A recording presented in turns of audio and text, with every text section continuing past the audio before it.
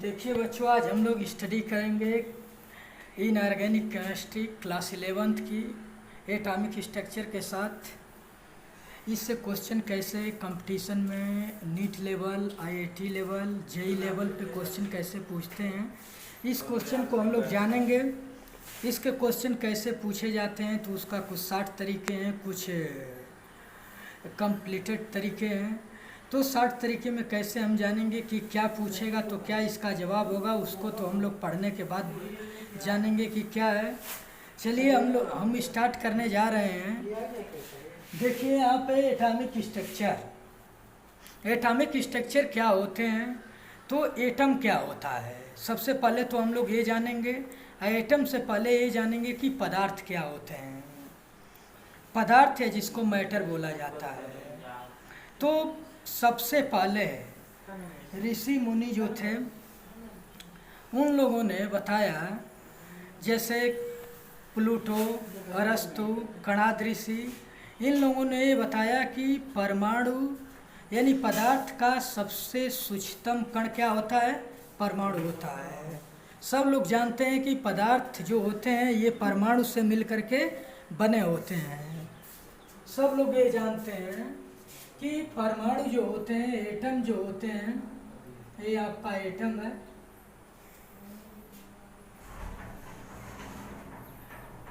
Atom are made up of matter.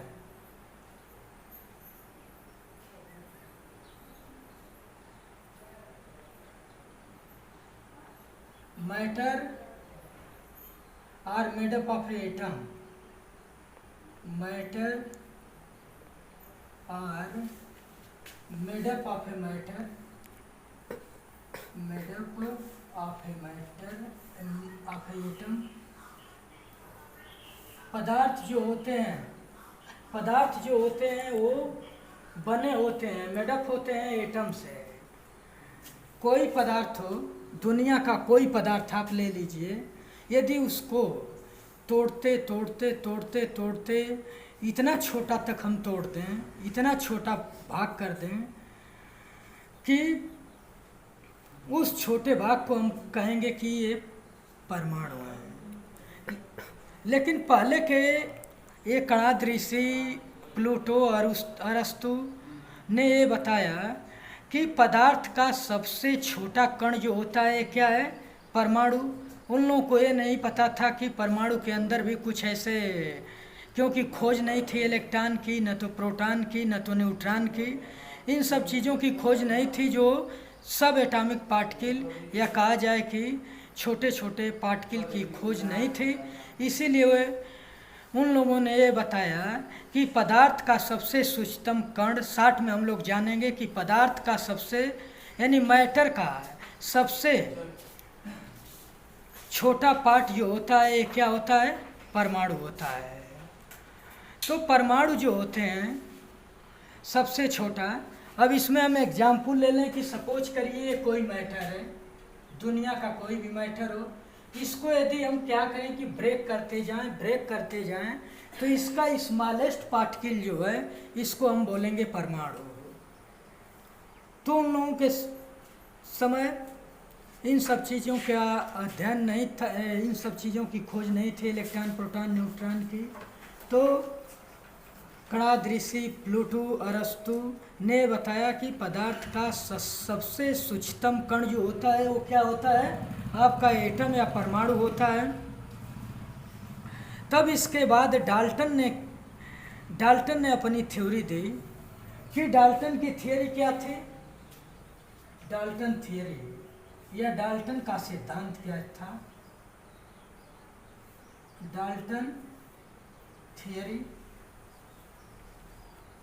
Dalton का सिद्धांत क्या था, तो डाल्टन ने ये बताया कि पहला उसका था कि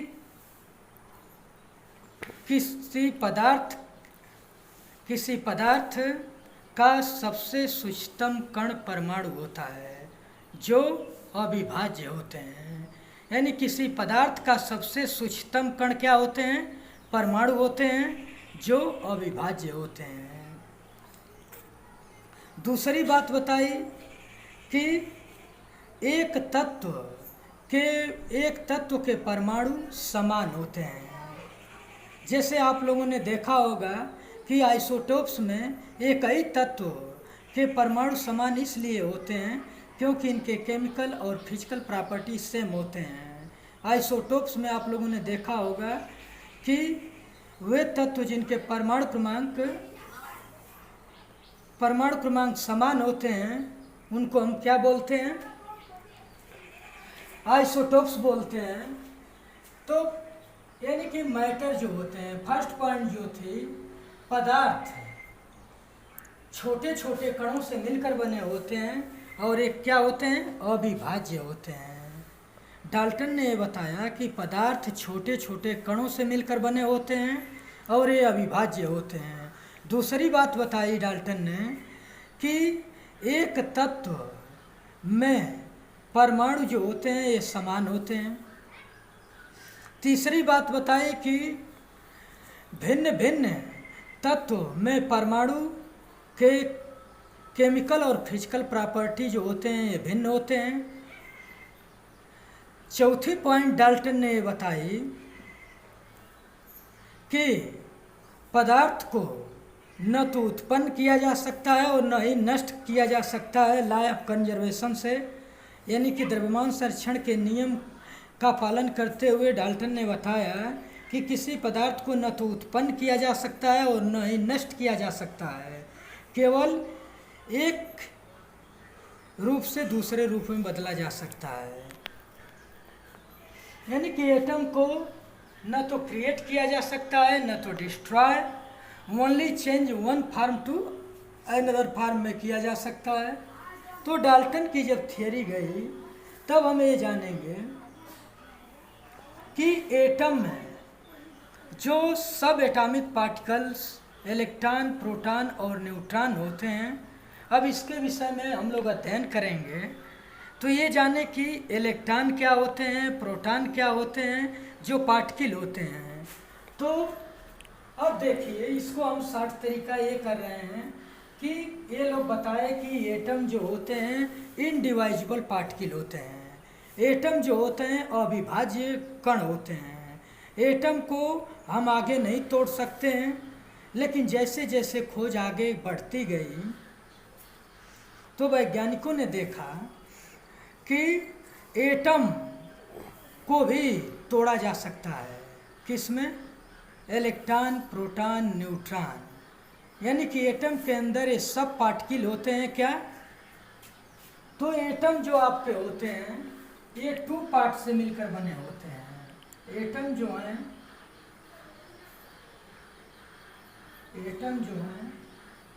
ये आपके 2 पार्ट से मिलकर बने होते हैं।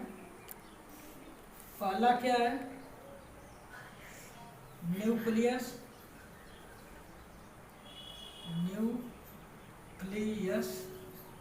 दूसरा पार्ट है ऑर्बिट। अब इसको समझिए, ये क्या चीजें हैं कि एटम 2 पार्ट से मिलकर बने होते हैं, न्यूक्लियस और ऑर्बिट से। न्यूक्लियस में आपके न्यूट्रॉन और प्रोटॉन पाए जाते हैं और ऑर्बिट में इलेक्ट्रॉन जो होते हैं ये कक्षाओं में चक्कर लगाते हैं।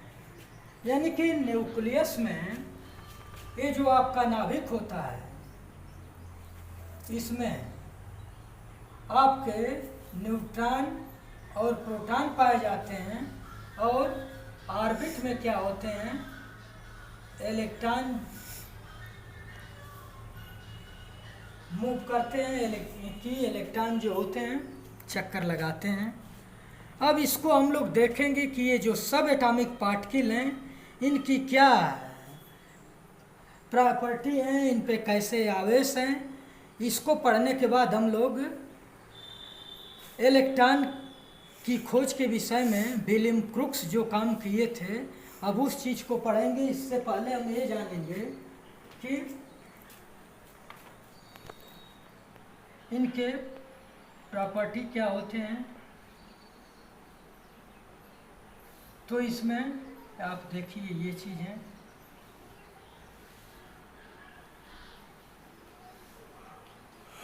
पहले हम डाल दें पार्टिकल का नाम, यानी कि आपके पार्टिकल हैं। ये पार्टिकल हैं, ये आपके क्या हैं, ये सिंबल हैं, ये आपके जो हैं ये पार्टिकल थे, ये सिंबल थे, ये इनका है मास। ये मास जो होते हैं, ये मास जो है ये केजी में है, किलोग्राम में, यानी कि मास जो है आपका मास केजी में। और ये आपका है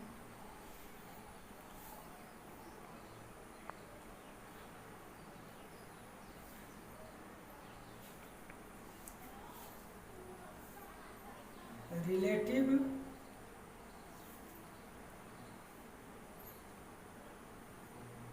मास। ये आपके हैं relative charge, relative charge ratio हैं आपके, रिलेटिव चार्ज रेशियो हैं। तो ये आपके रिलेटिव मास है। तो अब हम लोग जानेंगे कि पार्टिकल क्या होते हैं, जो सब एटॉमिक पार्टिकल्स होते हैं इसमें। तो सब एटॉमिक पार्टिकल देखिए क्या क्या चीज़ हैं। तो सब एटॉमिक पार्टिकल जो होते हैं ये आपके प्रोटॉन होते हैं, जिसको पी, या ये आपकी ये कहिए कि ये आपके प्रोटॉन है, ये आपके न्यूट्रॉन है, ये इलेक्ट्रॉन है। इनके सिंबल जो हैं ये पी हैं, और इनके सिंबल जो हैं एन है, और इनके सिंबल ई है। अब देखा जाए तो प्रोटॉन जो होते हैं ये पॉजिटिवली चार्ज होते हैं, इस पे प्लस चार्ज होते हैं, इस पे कोई चार्ज नहीं होता है, न्यूट्रल होते हैं, और इस पे माइनस चार्ज होता है इलेक्ट्रॉन पे। ये प्लस चार्ज पार्टिकल हैं। अब इनका मास देखा जाए तो इसका मास होता है प्रोटॉन का 1.67 इंटू 10⁻⁻27 किलोग्राम में ये होते हैं। न्यूट्रॉन का भी लगभग यही आता है 1.67 इंटू 10⁻⁻27 किलोग्राम। और इलेक्ट्रॉन का मास जो होता है आपका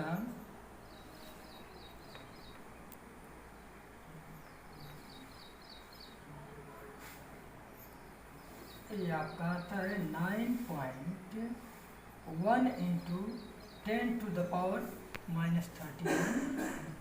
ये आते हैं। प्रोटॉन का मास न्यूट्रॉन का मास सेम होते हैं, और इलेक्ट्रॉन का मास जो होता है ये डिफरेंट होता है। 9.1 इंटू 10⁻31 आते हैं। अब रिलेटिव मास में यदि हम लोग देखें तो प्रोटॉन को यदि ए या इसमें देखा जाए तो इस पे 1 होते हैं, न्यूट्रॉन पे भी 1 होते हैं, और इसका जो होता है रिलेटिव मास ये आता है 0.0005, इतना आता है रिलेटिव मास। अब इसकी जो रिलेटिव चार्ज रेशियो है, रिलेटिव चार्ज रेशियो, ये आपके चार्ज रेशियो में आपके आ जाते हैं रिलेटिव चार्ज रेशियो। तो हम लोग ये देखते हैं यदि इसको AMU में बदला जाए, AMU में, तो कैसे हम लोग AMU में बदलेंगे। ये भी हो जाएगा 1 AMU, ये हो जाएगा 1 AMU, और इसका जो हो जाता है ये हो जाएंगे 5.5 इंटू 10⁻⁻4 AMU। यहाँ से हम लोग रखेंगे 1 2 3 4, यहाँ से 5.5 करेंगे तो 1 2 3 4, यानी कि घात रख देंगे 5.5 इंटू 10⁻⁻⁴ mu में। अब रिलेटिव मास जो होता है, रिलेटिव चार्ज जो होते हैं इन पे, अब इनको हम लोग कैसे देखेंगे कि इनके चार्ज जो होते हैं, रिलेटिव चार्ज रेशियो जो होती है इनके इलेक्ट्रॉन के, अब ये आपके मास हो गए, इन पे कितने आवेश हैं ये भी पता चल गया कि इलेक्ट्रॉन पे कितने चार्ज हैं, प्रोटॉन पे कितने चार्ज हैं, न्यूट्रॉन पे कितने चार्ज हैं। तो ये जो रिलेटिव चार्ज रेशियो है, अब इसको हम लोग कैसे कैलकुलेट करेंगे, तो अब इसको देखने के लिए हम लोग क्या करते हैं कि ये पॉइंट जो है इसको, और ये आपका mu में जो है रिलेटिव चार्ज रेशियो, कि इनके चार्ज क्या होते हैं, तब देखिए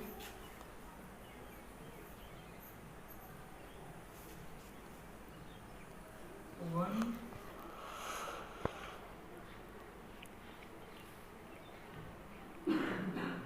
0, यानी कि ये +1 होते हैं, ये 0 और ये -1 आ जाते हैं।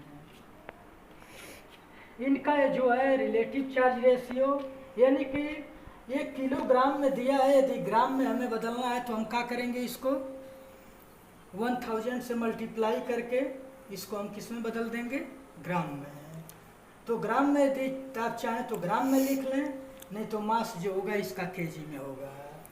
तो ये पता चला कि इलेक्ट्रॉन के मास जो होते हैं 9.1 इंटू 10⁻⁻31, और इनके मास जो होते हैं न्यूट्रॉन के और प्रोटॉन के दोनों के 1.67 इंटू 10⁻27 किलोग्राम आते हैं। अब इनको यदि हम लोग रिलेटिव मास में देखें तो ये V1 और इनका जो आ जाता है 0.0055 होता है। तो इसको यदि सबको हम लोग mu में रखें, तो mu में रखेंगे तो एक mu और ये आपके हो जाएंगे 5.5 इंटू 10⁻⁻4। रिलेटिव चार्ज रेशियो आपकी आती है, प्रोटॉन पे +1 चार्ज होते हैं, इलेक्ट्रॉन पे माइनस चार्ज होते हैं, -1 चार्ज होता है, और न्यूट्रॉन पे कोई चार्ज नहीं होते हैं, इसलिए न्यूट्रॉन क्या होते हैं, उदासीन कण होते हैं। तब इसके बाद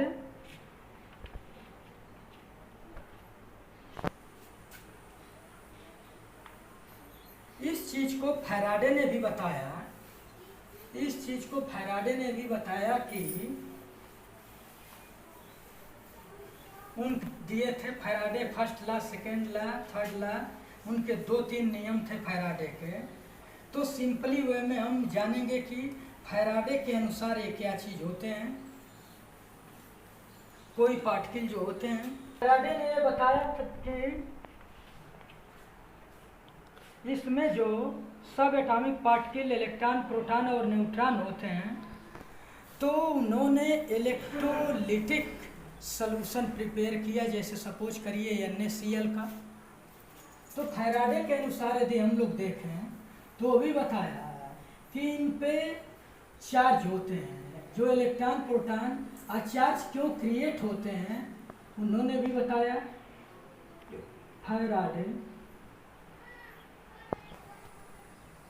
फैराडे के अनुसार यदि हम लोग देखें तो फैराडे ने बताया कि यदि हम कोई ये NaCl का सलूशन ले लें, सपोज करिए NaCl सलूशन ले लें, और इसमें क्या करें कि 2 रॉड डीप कर दें, ये मेटल की 2 रॉड डीप करते हैं। तो ये रॉड डीप करने के बाद इनको हम लोग इससे जोड़ देते हैं एमीटर से, और इसको कनेक्ट कर देते हैं। तो कनेक्ट करने के बाद क्या होता है कि जब 2 मेटल रॉड को NaCl के विलयन में हमने डीप कर दिया, और अब इलेक्ट्रिक करंट पास करने पर Na जो होते हैं प्लस और Cl जो होते हैं माइनस आयन में देते हैं।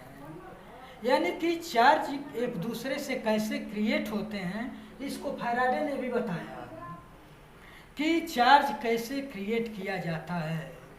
तो इसको हम लोग बाद में अध्ययन करेंगे कि फैराडे के क्या रूल थे।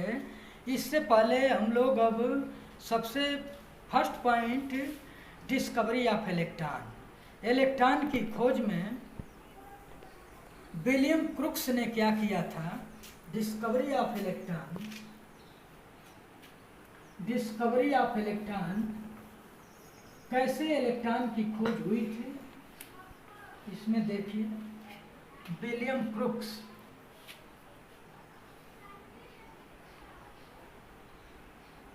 ये जो सब एटॉमिक पार्टिकल हैं उसमें हम चल रहे हैं फर्स्ट पॉइंट लेकर के, discovery of electron, discovery of electron, electron की खोज। तो विलियम क्रुक्स ने क्या किया था, William crooks, William crooks, William crooks, William crooks के अनुसार यदि देखा जाए तो विलियम क्रुक्स ने डिस्चार्ज ट्यूब लिया।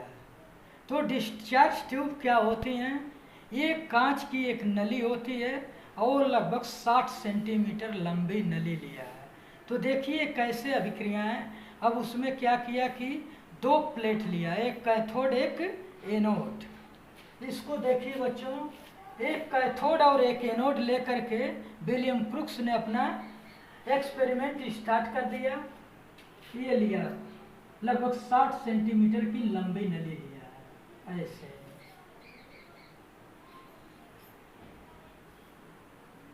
60 सेंटीमीटर की लंबी नली लिया।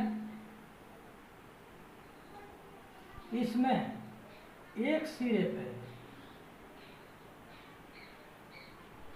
दोनों सिरे पे मेटल लिया और एक को बोला कैथोड, तो ये है आपके माइनस, इनका नाम दिया ये कैथोड, और ये आपके प्लस थे तो इसको नाम दिया एनोड। अब क्या किया कि इस प्लेट को, कैथोड वाली प्लेट को एनोड वाली प्लेट से जोड़ दिया। एक कैथोड की प्लेट थी, इसको बैटरी के थ्रू और ये कुंजी या जिसको की बोलते हैं, इसके थ्रू यहाँ ए मीटर लगा करके जोड़ दिया है। किससे? एनोड से। ए मीटर का काम क्या होता है, इसमें आप लोग समझ लें। ये आपकी बैटरी होती है जो कैथोड से जुड़ी होती है, इससे कुंजी जुड़ी होती है। कुंजी को क्या करते हैं कि कुंजी को कनेक्ट करते हैं, तब करंट बहना शुरू करती है, नहीं तो करंट बहना नहीं। ए मीटर जो होता है ये बताता है कि करंट पास हो रही है कि नहीं, ये इंडिकेशन दे रहे हैं कि कितना करंट पास हो रही है। और ये क्या है कि आपका यहाँ स्टॉपर लगा करके ये नली इनमें से वायु को निकाल करके कोई इनर्ट गैस भर दिया। इसमें नली में जो था इनर्ट गैस भर दिया। विलियम क्रुक्स ने कैसे एक्सपेरिमेंट किया था, तो इस नली में गैस को निकाल करके यहाँ स्टॉपर लगा दिया। अब क्या किया कि इसमें कोई इनर्ट गैस भर दिया, इनर्ट गैस रहने दिया, इसमें इनर्ट गैस, अदर गैस को निकाल करके इनर्ट गैस भर दिया। और इसमें क्या किया कि सबसे पहले 1 एटमॉस्फेरिक प्रेशर पर, यानी कि हम लोगों का जो सामान्य हम लोगों के ऊपर जो वायुमंडल का प्रेशर पड़ता है, 1 एटमॉस्फेयर का अर्थ क्या होता है, इसको बच्चे समझें कि 1 एटमॉस्फेयर प्रेशर का अर्थ ये होता है कि जो सामान्य दाब होते हैं, इस समय हम लोगों के ऊपर जो वायुमंडल दाब डाल रहा है वो 1 एटमॉस्फेरिक प्रेशर होते हैं। तो ये है 1 एटमॉस्फेयर प्रेशर पे 1 एटीएम पे 1 एटमॉस्फेरिक प्रेशर पे इसमें कुछ करंट पास होने दिया, कुछ वोल्ट की, सपोज करिए कि 10-20 वोल्ट की करंट पास किया। तो देखा कि इस नली में कुछ भी नहीं हो रहा है, इस नली पर कोई प्रभाव नहीं पड़ा है। तो फिर उन्होंने क्या किया कि वैक्यूम पंप से इन गैसों को निकाला, इन गैसों को निकाल करके अब प्रेशर 1 एटमॉस्फेरिक न रह करके प्रेशर को अब लो कर दिया। लो प्रेशर लगभग कितना रखा, लो प्रेशर पर रखा, यानी कि 10⁻⁻²। अब इतना प्रेशर पे 1 एटमॉस्फेरिक प्रेशर से घटा करके 10⁻², एटमॉस्फेरिक प्रेशर कर दिया। अब इसमें क्या किया कि करंट पास शुरू किया। तो इंडिकेशन भी नहीं ये देता था, ये मीटर जो था, कि करंट पास हो रही है कि नहीं। तो जैसे जैसे बढ़ाते गया, तो पहले क्या किया कि 100 वोल्ट की, 200, 500 वोल्ट, फिर 1000 वोल्ट तक किया, फिर 2000 वोल्ट तक किया, 3000 वोल्ट तक किया। जब कुछ भी नहीं प्रभाव पड़ा तो क्या किया कि 10,000 वोल्ट की करंट पास किया। तो जब 10,000 वोल्ट की करंट पास किया तो देखा कि कैथोड से जब 10,000 वोल्ट करंट पास किया तो देखा कि अब इसमें से इन गैसों को निकाल करके लगभग इसका प्रेशर कितना कर दिया था, 10⁻²। mmHg में आप निकालना चाहेंगे तो कर दीजिएगा इसको 1/100, यानी कि 0.01 या 001। इससे आप निकाल सकते हैं मिलीमीटर प्रेशर पे, mmHg पे। तो जब लो प्रेशर किया और जब लगभग हाई वोल्टेज की करंट पास किया, ये 10,000 वोल्टेज की करंट पास किया, 10,000 वोल्ट की करंट पास किया, तब देखिए क्या होता है। तो इसमें कैथोड से कुछ अदृश्य या इनविजिबल रे निकले, ऐसे इनसे, जो किधर मूव की, एनोड की तरफ। यानी कि कैथोड से कुछ इनविजिबल रे निकली जो कहाँ गई, कैथोड के तरफ। अब कैथोड के तरफ जाने के बाद, कैथोड की दीवार से टकराने के बाद वो फ्लोरोसेंस उत्पन्न की, क्योंकि कैथोड की दीवार पे क्या लगा था, एनोड के दीवार पे ZnS जिंक सल्फाइड का लेप किया गया था, जिससे यहाँ से जो कैथोड से इनविजिबल रे निकली, अदृश्य रे निकली, जो जा करके एनोड पे फ्लोरोसेंस उत्पन्न किए, यानी कि हरे रंग की प्रकाश वहाँ पे टकराने के बाद उत्पन्न हुआ, जिससे विलियम क्रुक्स ने ये निष्कर्ष निकाला कि कैथोड से कुछ किरणें निकल रही हैं जो कहाँ पे जा करके किस दीवार से टकरा रही हैं, एनोड से। तो इन किरणों का नाम कैथोड किरण रखा गया है, इसको कैथोड रे कहा गया। ये आपके हैं कैथोड रे। तो कैथोड रे, ये तो कैथोड रे रखा गया क्योंकि कैथोड से किरणें निकली हैं जा करके एनोड पे फ्लोरोसेंस उत्पन्न किए। इतना ही नहीं था, अब देखिए, अब इसका प्रेशर और घटा करके कर दिया 10⁻⁻⁴, प्रेशर को और लो कर दिया। तो देखा कि 10,000 वोल्ट की करंट पास करने के बाद नली में क्या होता है, अदृश्य किरणें जो थी ये विलुप्त हो गई, लेकिन जेडेएनएस पर क्या हुआ, हरे रंग का फ्लोरोसेंस उत्पन्न हुआ। तो इससे उन्होंने ये निष्कर्ष निकाला कि कोई किरणें हैं जो बहुत वेरी लो प्रेशर पे है, वेरी लो प्रेशर पे जा करके एनोड की दीवार से टकराने के बाद फ्लोरोसेंस उत्पन्न करती हैं। तो इन किरणों को कैथोड किरणें कहा गया है। अब हम लोग क्या करेंगे कि नेक्स्ट लेक्चर में प्रॉपर्टी ऑफ कैथोड रे पढ़ेंगे। तो इसी से कैथोड रे जब मिल गई तो अब उसकी प्रॉपर्टी पढ़ेंगे कि कैथोड किरणें जो होती हैं ये क्या होती हैं, सीधी रेखा में चलती हैं। कैथोड किरणें जो होती हैं ये कणों से मिलकर बनी होती हैं। कैथोड किरणें जो होती हैं इन पर ऋण आवेश होता है। यही एक एक चीज़ों का हम लोग अध्ययन करेंगे, कैसे आगे इसको बढ़ाया गया। अब आज यही टॉपिक स्टॉप करते हैं। Thank you and congrats.